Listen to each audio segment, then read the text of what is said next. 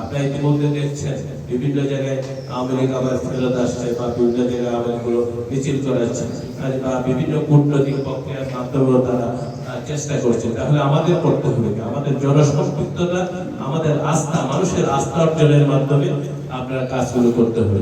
ইতিমধ্যে আপনারা দেখছেন আমাদের প্রধানমন্ত্রী, আমাদের দেশনেত্রী বেগম খালেদা জিয়ার সুযোগ্য সন্তান, তিনি জননেতা জনাব তারেক রহমান ইতিমধ্যে বাংলাদেশের প্রতিটি ক্ষেত্রে সরকারি খোঁজ খবর রাখছেন, আমাদের এলাকারও খোঁজ খবর রাখছেন এবং সবকিছু মিলে উনি প্রতিটি ক্ষেত্রে পদক্ষেপগুলো ধীরে সুস্থ এবং শান্তিপূর্ণভাবে নিচ্ছেন। আপনারা দেখবেন এই ক্ষেত্রেও আপনারা উত্তর জেলা সহ বিভিন্ন গুজব আপনারা শুনছেন, বিভিন্ন যখন একটা সময় আসে গুজবগুলো আপনারা শুনতে থাকবেন এবং ফাইনালি কি হয় আপনারা জানেন। আমি অবশ্য অতিরিক্ত পদ্ধতির কথা বলি না, আমি অল্প কথা বলাতে সবসময় বিশ্বাসী।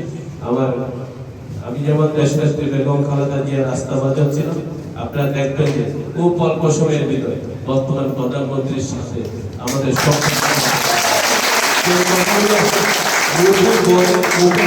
মুখে বলতে অনেকদিন 6 মাস 7 মাস যাচ্ছে, মুখে বলে কথাগুলো প্রকাশ করতে চাই। যখন কাজের মাধ্যমে আপনারা দেখবেন তখন আপনারা বিশ্বাসী হবেন। খালেদা জিয়া যখন সার্কিট হাউসে আমাকে ডেকে কথা বলছিলেন তখন চট্টগ্রামের অনেক নেতা ছিল। আমাকে যখন একা বসে উনি বলছিলেন আসাম তুমি বসো, তোমার সাথে আলাদা কথা আছে, তখন থেকেই চট্টগ্রামে আমার বিরুদ্ধে ষড়যন্ত্র শুরু হয়েছে। এই ষড়যন্ত্র বন্ধ থাকবে না, রাজনীতিতে থাকবেই।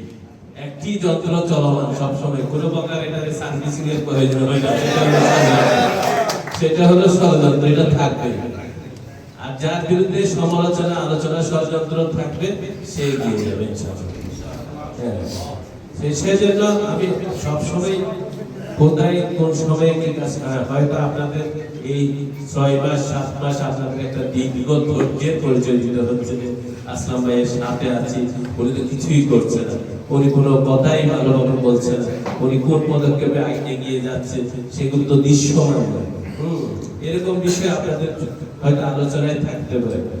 আপনারা দেখেছেন আমি 8 বছর জেলে থেকেও কিভাবে আলোচিত ছিলাম। এখন যেহেতু আমি বাহিরে আছি, আপনাদের আমার নিজের বিশ্বাস আপনাদেরকে শুধু অনুরোধ করবো আপনারা আস্থা রাখেন। আমি যথাসময়ে যথাযথ পদক্ষেপের মাধ্যমে আমরা দেখেন মহান রাব্বুল আলামিনের পরিকল্পনার সাথে আসলে আরো পরিকল্পনা মিলবে না। আমাদের সাথে যদি কিছু লোক ইচ্ছাকৃত করে ছুটে না যায় তাহলে আমরা সবাইকে সন্তুষ্ট করতে পারবো না। কিছু লোক ইচ্ছাকৃত ভাবে যাচ্ছে, এগুলো আল্লাহর ইচ্ছায়, এটা আল্লাহর কুদরত। আল্লাহ তাদেরকে হেফাজত করবে, তাদের জায়গায় পৌঁছে দেবে ইনশাআল্লাহ। মহান রাব্বুল আলামিন আমাদের জায়গা আমাদের মতো করে রাখবে ইনশাআল্লাহ। আমরা বিজয়ী হব এবং প্রতিটি ক্ষেত্রে আমরা প্রতিটি পদক্ষেপে যথাসময়ে আমরা আমাদের জায়গায় আমরা পৌঁছে দেবো ইনশাআল্লাহ। বিশেষ কথা বলবো না, আপনারা সবাই আসলে তাৎক্ষণিক নোটিশে এই যে এভাবে চলে আসেন, এটা হলো দেশনেত্রী বেগম খালেদা জিয়ার প্রতি আপনাদের আন্তরিকতা।